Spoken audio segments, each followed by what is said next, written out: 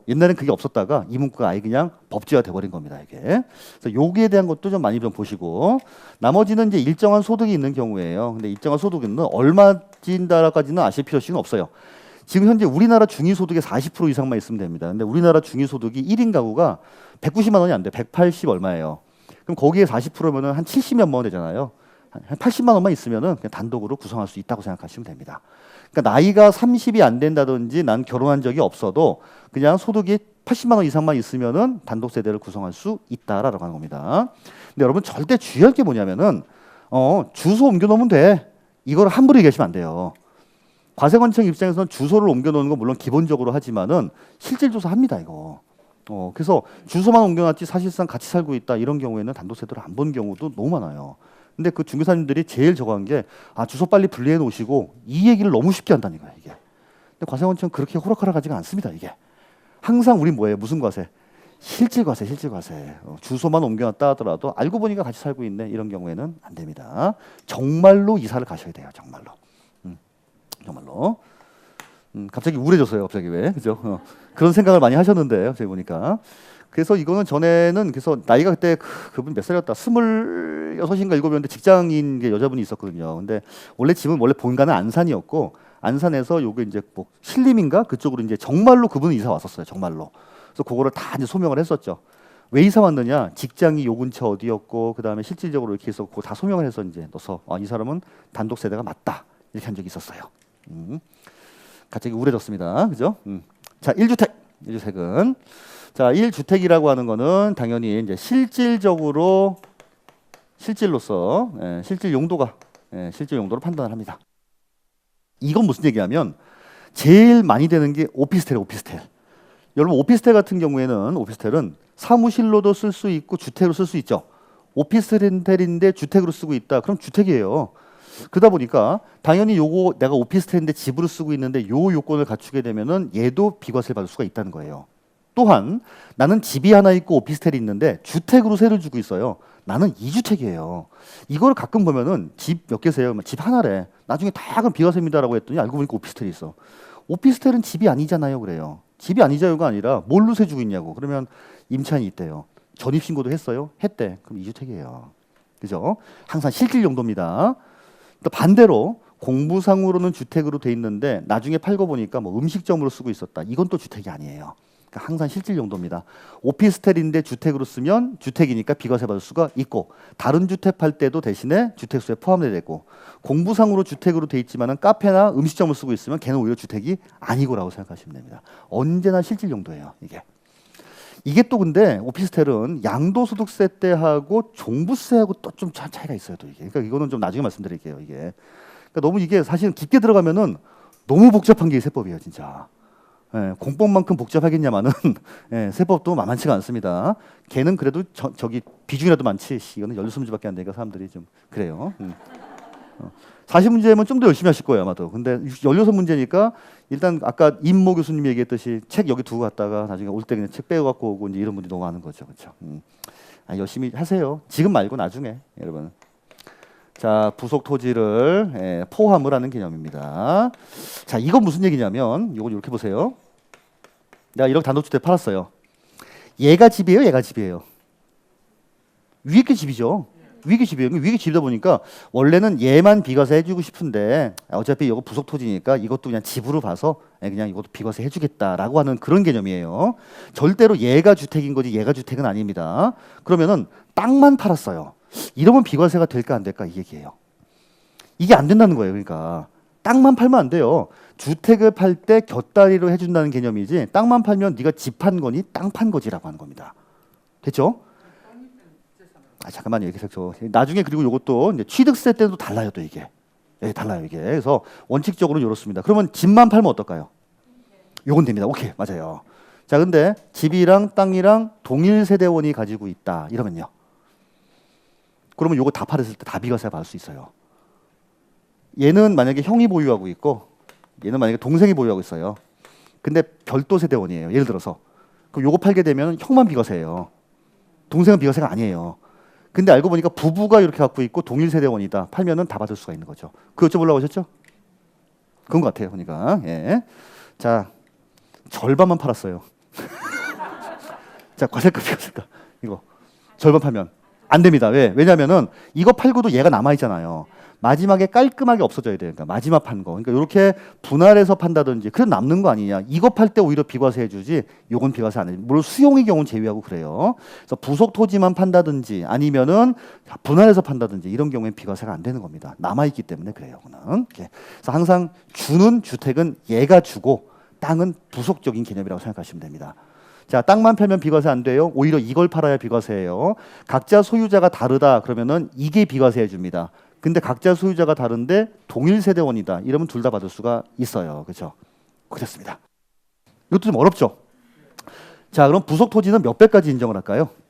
우리 지방세에서 몇 배였죠? 10배였잖아요. 얘는 또 달라요, 이게. 3배, 5배, 10배로 다릅니다. 작년에는요, 5배, 10배였어요. 근데 올해부터는 3배가 더 들어갔어요, 이게. 도시지역 안 5배, 도시지역 밖에 10배였는데 지금은요. 주거지역, 상업지역 같은 데는 3배, 녹지지역 같은 데는 5배, 도시지역 밖은 10배로 이렇게 세분화가 됐습니다. 이거는. 그래서 그냥 3배, 5배, 10배까지만 생각하시면 될 것 같아요. 오케이. 자, 이제 문제는 얘입니다. 다가구 주택하고 우리 겸용주택은 어떻게 할까라고 하는 거예요. 다가구와 겸용이에요. 이건 좀 졸로 갔을게요. 이건 지워도 되죠? 자, 지금은 뭐 하고 있는지를 잘 보셔야 돼요. 1세대 1주택 비과세에 대해서 하고 있습니다. 자, 요렇게 이제 다가구 주택이 있어요. 우리 다가구 주택은 단독 주택입니까? 공동 주택입니까? 다가구. 단독이죠. 예, 다가구 단독 주택이에요. 단독 주택. 얘네 호별로 구분 등기가 안 돼 있죠. 안 돼 있다 보니까 이걸 지금 만약에 팔면 가만 있어 봐. 1세대 1주택. 그럼 얘는 1주택으로 볼 수 있냐라고 하는 거예요. 1주택으로. 이해가시죠? 요걸 만약에 얘네 둘만, 그러니까 요네 둘만 팔았대요. 3층만. 요러면 비과세가 돼요, 안 돼요?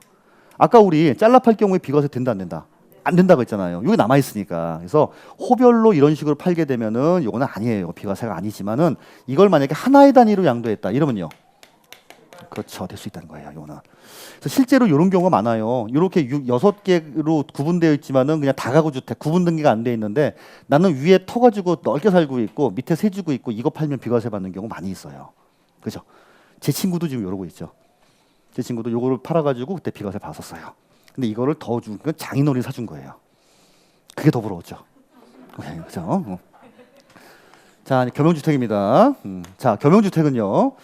자, 요렇게 주택으로 쓰고 있고 주택으로 쓰고 있고 상가로 쓰고 있네. 이 경우입니다. 나는 지금 여기 살고 있대요. 근데 지금 이거를 전체 팔았단 말입니다. 만약에 11억에 팔았다라고 할게요. 이걸 내가 전부 다 비과세 받을 수 있냐라고 하는 겁니다. 왜? 주택 아닌 부분이 껴있잖아요. 우리 재산세 때는 어떻게 했어요? 재산세 때 이거 전체를 주택으로 봤습니까? 주택만 주택으로 봤습니까? 그땐 주택만 주택으로 봤어요. 주택만 주택. 물론 1구의 구조가 뭐 50% 이상인 경우는 전체를 주택으로 보는 경우도 있었는데 일단 기본적으로 지방세 때는 이런 경우에는 이건 주택만 주택으로 본다고 생각하시면 됩니다. 양도세 때도 만약에 주택만 주택으로 본다라고 하면 이 부분만 비과세가 되고 얘는 비과세가 안 될 거예요. 근데 얘는요 특이하게 자 주택에 대한 면적이 주택 외보다 조금이라도 크면 얘는 다주택으로 봐요 그냥. 자 근데 같거나 적다 자 이런 경우에는 주택 만주택으로 봅니다. 이게 그러니까 세목별로 다 차이가 나요. 요걸 나중에 지금 하면은 여러분들 당황하실 거고 심화 과정쯤 되면 말씀을 드릴게요. 세목별로 요 특히 다가구 주택이랑 겸용주택 그리고 아까 말씀하셨던 부속 토지를 세목별로 어떻게 다루고 있는가라고 하는 거를 비교해서 알려드릴게요. 요거는. 근데 그거는요 지금 하면 안 되고 나중에 좀 어느 정도 좀 이렇게 실력이 좀 올라왔을 때 그 정도 쓸 때 다 알겠는데 요게 조금 헷갈리네 싶은 게 딱 그거거든요. 그건 그때 가서 정리를 해드리려고 하겠습니다. 근데 지금은 일단은 1세대 1주택, 1주택이라고 하는 건 실제 용도에 따라서 구분을 하고 부속 토지를 포함하는 개념인데 부속 토지는 3배, 5배, 10배까지다. 도시지역 밖은 10배, 도시지역 아니라 하더라도 주거상업은 3배, 녹지지역은 5배입니다. 자 그리고 분할해서 파는 경우에는 안 됩니다. 남아있는 부분이 있기 때문에 땅만 팔아도 안 돼요. 걔는 주택이 아니기 때문에. 소유주가 다릅니다. 별도 세대원이면은 주택 소유한 사람만 비과세 해줍니다. 근데 동일 세대원이면 같이 해준다 생각하시면 되고 다가구나 겸용도 원래는 단독주택으로 보지만 하나의 단위로 양도하면 단독이니까 인정하지만 뭐 일부만 팔았다 이런 경우에는 비과세가 안 되는 거예요. 자 그다음에 겸용주택 같은 경우에는 주거용 면적이 조금이라도 크면 전체로 주택을 보고 같거나 적은 경우에는 주택만 주택으로 파서 이런 케이스는 비과세 받을 수가 있겠죠. 근데 만약에 이게 주택 상가 상가면요. 그러면 주택 상가 상가면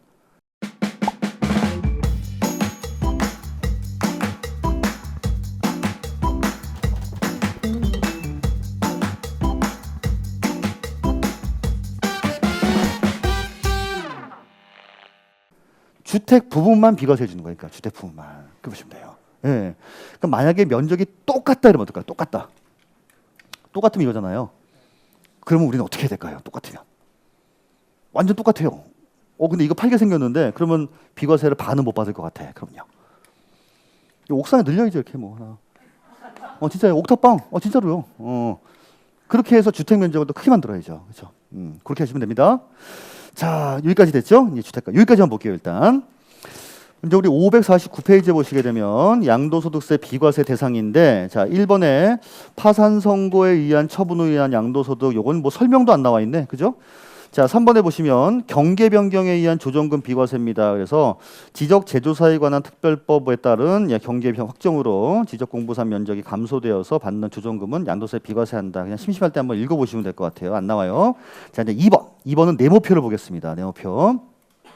1과 2 요건을 충족해야 됩니다. 농지를 교환 또는 분합하는 경우인데, 교환 또는 분합하는 쌍방에, 자 거기엔 동그라미 토지의 가액이에요. 가액. 절대로 면적이 아닙니다. 쌍방 토지 가액이에요. 549 중간에 거기 표입니다. 표. 549에 거기 1번에 자 교환 분합의 범위입니다. 토지 가액의 차이가 큰 편의 4분의 1 이하인 경우를 말합니다. 절대로 면적 차이가 아니라 금액 차이를 말한다. 사유를 보시면 기업, 국가 또는 지자체가 시행하는 사업 때문에 바꾼다. 국가 또는 지자체가 소유하는 토지랑 바꾼다. 자, 디귿처럼 각종 농업 관련 법령이에요. 농어촌 정비법, 농지법 등등 이거에 따라 바꾼다인데, 자, 리을은 경작상 필요에 의해서 교환하는 농지 이게 제일 많을 겁니다. 자, 그런데 다만 교환에 의하여 새로이 취득하는 농지를 3년 이상 농지 소재지에 거주 경작하는 경우에 하나입니다. 그러니까 바꿀 때는 비과세 해주지만 바꾸자마자 바로 농사 안 짓고 건물 지었다 이러면 추징하겠다는 거예요. 최소한 3년 이상은 그 동네 살면서 농사 지으세요라고 하는 겁니다. 이거 나중에 사후 관리 꼭 해요. 진다 안 진다 이렇게 봅니다. 옛날에는 공무원분들이 이렇게 보면은 정말로 나가서 이제 현장 조사도 하고 이랬잖아요. 근데 요즘은 뭐가 잘 돼 있어요? 또 얼마나 그렇죠. 뭐 저 네이버 지도 위성 이걸 잘 돼 있습니까? 그걸로 다 봐요. 이렇게 되는지 안 되는지. 그래서 편해졌죠. 자, 그다음에 이제 1세대 1주택입니다. 다음 페이지 보시면 550에 1세대 요건. 1세대 요건. 자, 거기는 이제 거주자 및 배우자가 동일한 주소 또는 거소에서 생계를 같이 하는 가족인데, 자, 그 다음 그 두 줄 세 줄을 좀 잘 보셔야 해요. 법률상 이혼을 했는데 생계를 같이 하는 등 사실상 이혼한 걸로 보기 어려운 관계에 있는 사람, 이런 사람을 동일 세대원으로 보겠다라고 한 겁니다. 이게 하도 많아서 그래요. 이렇게 아예 법에 넣어놨어요.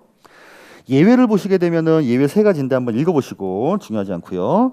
자, 1주택과 딸린 토지인데 주택을 보겠습니다. 1주택과 딸린 토지 또는 비과세 요건을 갖춘 조합원 입주권. 이 조합원 입주권은 나중에 기본 과정 때 한번 설명드리도록 하겠습니다. 지금은 그냥 주택만 보시면 되고, 주거용 여부 볼게요. 상시 주거용으로 항상 사실상 사용되는 건축물을 말합니다. 그러니까 공부상으로 주택으로 돼 있다 하더라도 주택으로 안 쓰면 주택이 아니란 얘기고, 사실 오피스텔이지만 주택으로 쓰면 그건 주택으로 보겠다는 거예요. 자, 그리고 밑에처럼 딸린 토지는 법정 기준 면적 이내인데, 맨 밑에 플러스에 보면 1번, 2번 나와 있죠. 자, 기준 면적이 나와 있습니다. 동그라미 1번 보시면 주거지역, 상업지역, 공업지역은 3배, 그 다음에 녹지지역 같은 경우에는 5배, 하지만 도시지역 밖에 같은 경우에는 몇 배예요? 10배. 그렇죠. 여기까지 보시면 될 것 같아요. 자, 다음에 위로 다시 오셔서 복합주택과 다가구주택이 나와 있습니다. 복합주택이라고 하는 겸용주택을 말해요. 주거 면적이 주거 외보다 조금이라도 크면 전부주택으로 보고, 자, 주거 면적이 같거나 적다 이러면 주택만 주택으로 보는데, 옆쪽에 비고에 나와 있는 건 나중에 이제 기본이나 심화 때 설명드리도록 하겠습니다. 지금은 뭐냐면 비과세인지 아닌지 판정을 할 때만 그렇게 하겠다는 얘기고, 고가주택은 일단 과세가 된다는 얘기죠. 과세가 될 때는 기준이 좀 달라졌어요. 이게 또 이게. 그래서 이거는 지금 여러분들 말씀드리면 토하니까 비고는 나중에 기본이나 심화 때 설명드리도록 하겠습니다. 자, 다음에 다가구 주택, 가구별로 분양하지 않고 해당 가가구 주택을 하나의 매매 단위로 양도한 경우에는 이를 단독 주택으로 보겠습니다. 라고 한 겁니다. 됐습니까? 이 부분까지 좀 어렵죠? 어려워요. 자, 이제 한 개만 더 설명하고 마치도록 할게요. 이제 설명할 거 뭐 남았습니까? 요거 2년 이상 보유, 그 다음에 취득 당시 조정 대상 지의 경우 2년 이상 거주입니다. 요건 좀 가운데 수를 설명할게요. 요거는 우리 일단 2년 이상 보유다라고 하는 건 2년 이상 보유. 우리 보유 기간 계산은 항상 어떻게 했어요? 여기서 쓰자. 보유 기간 계산. 자, 뭐에 대해서 우리 등기부상. 아까 어쩔 수 없이 그나마 믿을 수 있는 건 뭐밖에 없다. 등기부밖에 없다. 등기부상 나와 있는. 그럼 거주 기간 어떻게 계산할까요? 거주 기간. 주민등본, 맞아요. 주민등록 등본에 따라서 이제 계산을 합니다. 요거에 따라서 2년 이상 보유, 2년 이상 거주예요. 자, 근데 여러분 요거 보세요. 취득 당시에 조정 대상 지역 2년인 경우에는 2년 이상 거주까지 해야 되는데 요런 케이스가 많을 거예요. 나는 그 지역이 분명히 조정 대상 지역이 아니라고 매매 계약을 하고 계약금까지 낸 거예요. 계약까지 냈습니다. 근데 갑자기 조정 대상 지역으로 묶여버린 거예요. 이러면 나는 살 수가 없죠. 그러다 보니까 그 경우에는 봐줘요. 그러니까 이건 항상 계약금 당시예요. 계약금을 지급할 당시에 조정 대상 지역이었니? 아니니? 그걸 가지고서 취득 당시 계약금을 지급할 당시 조정 대상 지역이었으면 당연히 2년 이상 거주를 해야겠지만 계약금 지급 당시에는 조정 대상 지역이 아니었는데 중도금 치를 당시에 조정 대상 지역으로 묶으면 거주 기간은 필요 없다는 거예요, 이거는. 요거 생각보다 굉장히 많이들 적용된 얘기입니다. 그래서 가장 최근에 많이 묶인 데가 뭐 파주 같은 데죠. 나는 분명히 서울이니까 파주에 대해서는 난 살 수가 없는데 그냥 집이나 한번 가져보자. 보유는 하면 된다며 계약금을 걸었는데 묶여버렸다. 이러면은 안 살아도 된다는 겁니다. 그래서 요거만 주의하시면 돼요. 요건 됐죠? 야, 그다음엔 그럼 내가 항상 2년 이상 보유하고 항상 2년 이상 거주를 해야 되느냐? 여기에 대한 예외 없냐라고 하는 거예요. 예외는 좀 일로 갈게요. 자, 예외 사항이 있습니다. 얘는 그래서 자, 보유 기간에 대한 거 따지지도 않고 우리 거주 기간에 대한 거 따지지 않고 묻지도 않고 따지지도 않고 이제 비과세해 주는 게 있습니다. 자, 첫 번째 수용된 경우예요. 이건 당연하겠죠. 내가 처음에 집을 샀어요. 샀는데 6개월 정도 있다 보니까 갑자기 우리 집이 수용됐네. 이런 경우에는 보유 기간, 거주 기간 못 채웠다 하더라도 이건 깔끔하게 비과세 해주겠다는 겁니다. 물론 고가주택인 경우는 아니죠. 두 번째는 우리 건설 임대주택이라고 나와요. 건설 임대주택입니다. 자, 우리 이제 LH 임대 아파트가 대표적이에요. LH. 자, 이렇게 이제 나는 임차인으로서 들어갑니다. 이 집은 누구 거예요? 우리 거예요? LH 거예요? LH 거예요. 자, 그러다가 근데 우리 한 5년 정도 살았거든요. 그랬더니 입주민들을 대상으로 특별 분양을 실시하겠대요. 집 괜찮거든요. 그래서 분양을 받았습니다. 이렇게 분양을 받았어요. 자, 그 다음에 1년 정도 지났을 때 요거를 이제 양도를 했습니다. 자, 이러면 내가 보유 기간이 지금 얼마밖에 안 돼요? 1년밖에 안 되는 거죠. 실제로 분양받으면 이때부터 취득해서 이때부터 양도한 거니까 1년밖에 안 된다 하더라도 처음에 들어갔을 때부터 양도까지 요게 얼마가 넘으면 5년이요, 5년. 그쵸. 요거는 그래서 5년이라고 하는 숫자를 좀 알아두셔야 돼요. 요게 5년이 넘으면 당신이 보유한 기간 자체가 그게 안 된다 하더라도 따지지 않고 비과세를 해주겠다라고 하는 겁니다. 요거는 뭐 거주 기간은 따질 것도 없죠. 이건 당연히 뭐 5년 이상 거주했으니까 당연히 거주자. 그렇죠? 자, 다음에 세 번째는요. 우리 이제 해외 이주 등이에요. 해외로 이주하는 등입니다. 자, 요거는요. 출국일로부터 2년 내에만 팔게 되면 요것도 비과세 해줍니다. 자, 내가 단독주택을 샀는데 6개월 정도 있다가 갑자기 급작스럽게 이민 갈 일이 생긴 거예요. 자, 그러면 나는 지금 보유를 못했잖아요. 그랬다 하더라도 출국한 날로부터 2년 내에만 양도하게 되면 요 기간을 못 채웠다 하더라도 깔끔하게 비과세 해주겠다는 겁니다. 해외 이주뿐만 아니라 저런 것도 돼요. 뭐 주재원을 나간다든지 특파원 나간다든지 그런 경우 있죠. 그런 경우도 비과세 해줍니다. 자, 대문제 네 번째는 뭐냐면 내가 1년 이상 거주를 했어요. 자, 그런데 부득이한 사유로 다른 시라든지 군으로 이사가게 생긴 겁니다. 이건 어떤 경우가 있냐면 내가 서울에 여기 동작구 뒤에 있는 아파트에서 내가 한 1년 6개월 살았는데 갑자기 부산 지점으로 발령난 겁니다. 그러면 부득이하게 내가 갖고 있을 필요 없잖아요. 그렇다 하더라도 이건 비과세 해주겠다는 거예요. 여기에 뭐가 들어가냐면 학폭이 들어가요. 학폭. 1년 6개월 살았는데 우리 애가 맨날 두드려 맞고 와요. 얼마나 속상해. 그러니까 우리 좀 강하게 커야겠다. 저기 뭐 시골 마을로 간다든지 아니면은 뭐 벌교 같은 데로 간다든지 강하게 키우려고 이제 글로 갑니다. 그런 경우에 해당됩니다. 요렇게 네 가지가 보유 기간과 거주 기간을 따지지 않는 거예요. 자, 그리고 요거는 아까 뭐였어요? 얘는 거주 기간 안 따지는 거죠. 거주기간. 취득 당시에 조정 대상 지역이 아니었으면은 2년 이상 거주할 필요 없다는 겁니다. 얘는 당연히 보유는 해야겠죠. 그죠? 얘는 거주 기간만 안 따지는 거예요. 조구하고 차이점 아시죠? 얘는 부득이한 사유이기 때문에 깔끔하게 보유도 안 해도 그냥 비과세 해주겠다는 거고, 얘는 요 조정 대상 지역은 아니 내가 취득할 당시에는 내가 몰랐어요 이거는, 이런 경우에는 거주 기간만 안 따지겠다는 겁니다. 보유는 해야 되고. 됐어요? 이거 됐죠? 이게 되게 마지막으로 중요한 게 하나가 나옵니다. 이거는 요거까지만 하면 끝이에요 이제. 자, 요거 아까 보유 기간을 계산할 때 우리 보유 기간을 계산할 때 당연히 이거는 취득일부터 양도일까지예요. 당연히 취득일부터 양도일까지입니다. 양도일. 자, 근데 이런 경우가 있다는 거예요. 우리 지금 나중에 다음 시간에 배울 것 중에 뭐냐면 일시적인 2주택에 대해서도 비과세를 해주는 게 있습니다. 자, 그거는요. 내가 이렇게 이제 종전주택을 사요. 네, 종전주택을 사서 여러분 그 저기 집을 이사 가려고 하면 이거를 팔고 구합니까? 아니면 새 집을 구한 다음에 팝니까?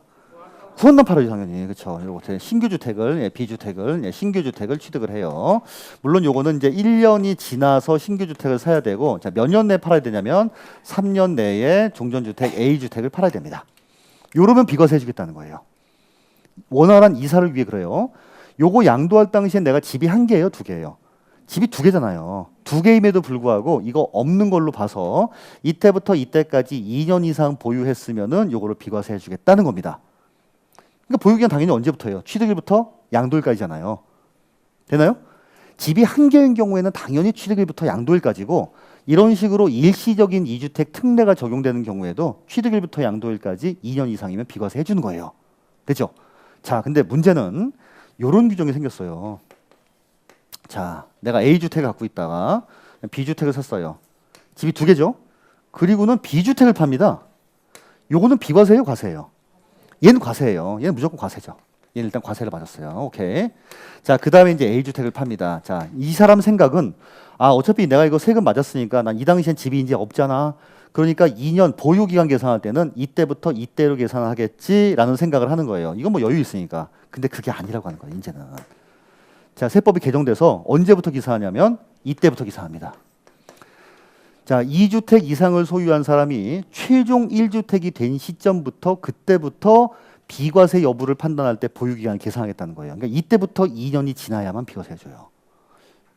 요렇게 바뀌었어요, 요게 근데 아직까지는 시험에 안 나왔습니다. 이거 되게 중요한 사항이 나올 겁니다라고 했는데 아직은 안 나왔어요. 이번 시험에는요, 나올 가능성이 굉장히 크겠죠. 자, 그러면은 일단 1세대 1주택 비과세 적용할 때는 2년 이상 보유를 해야 되는데, 보유기간 기산은 원래는 취득일부터 양도일까지다. 하지만 일시적인 2주택인 경우에는 당연히 이때부터 하는 게 아니라 특례사항 규정이니까 이때부터 해주고, 원칙적으로는 2주택 이상 소유한 사람은 최종 1주택이 된 시점부터 보유기간 계산해서 2년 이상 보유해야만 비과세 해주겠다는 거예요. 자, 가끔 이걸 또 물어보세요. 그러면 만약에 이게 조정대상 지역이면 거주하는 것도 이때부터 거주해야 됩니까? 아니에요. 거주는 그냥 보유기간 전체에 따라서 2년 이상만 거주하시면 됩니다. 오로지 뭐에 대해서만? 보유기간에 대해서만 그렇게 해요. 자, 여기까지가 끝입니다. 여기까지 이해하셨으면은 잘 이해하신 겁니다. 오늘 가시면서 복습하셔야겠죠, 이거는. 네, 복습하셔야 돼요. 자, 551페이지 볼게요. 551페이지. 그래서 이 보유기간만 마치고 가도록 하겠습니다. 자, 보시면 보유기간 맨 위에 551페이지 맨 위에, 자, 기억의 일반 지역 볼게요. 1세대가 양도일 현재 국내에 1주택을 보유하고 있는 경우로서 해당 주택을 2년 이상 보유한 사실이 확인된 주택입니다. 2년 이상 보유. 단, 니은 볼게요. 조정 대상 지역 안의 주택인데 거기 동그라미 취득 당시. 취득 당시에 조정 대상 지역에 있는 주택의 경우에는 2년 이상 보유하고 보유 기간 중에서 2년 이상 거주한 경우에 하나입니다. 자, 밑에 보충을 볼게요. 주택의 보유기간을 계산할 때는, 자, 1주택 보유기간 계산, 2년 이상 보유기간 계산은 취득일부터 양도일까지로 하겠습니다. 또한 비과세 대상인 일시적으로 2주택에 해당하는 경우 이때도 취득일부터 양도일까지로 해주겠다는 거예요. 이거 설명드렸던 내용이죠?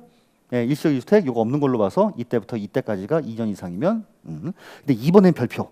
다주택 소유한 사람은 그렇게 계산하는 게 아니라는 겁니다. 여기는 여러분 그리고 제목에 보유 및 거주 기간이라고 써 있는데 및 거주 기간은 지우세요. 보유 기간 계산만 그래요. 보유 기간만. 자, 다주택을 보유한 1세대가 1주택 말고 다른 주택을 파는 것뿐만 아니라 증여한다든지 용도 변경한다든지 양도한다든지 하여튼 처분했어요. 그러면 그날 최종적으로 1주택을 보유하게 된 날로부터 보유 기간을 기산하겠다라고 하는 겁니다.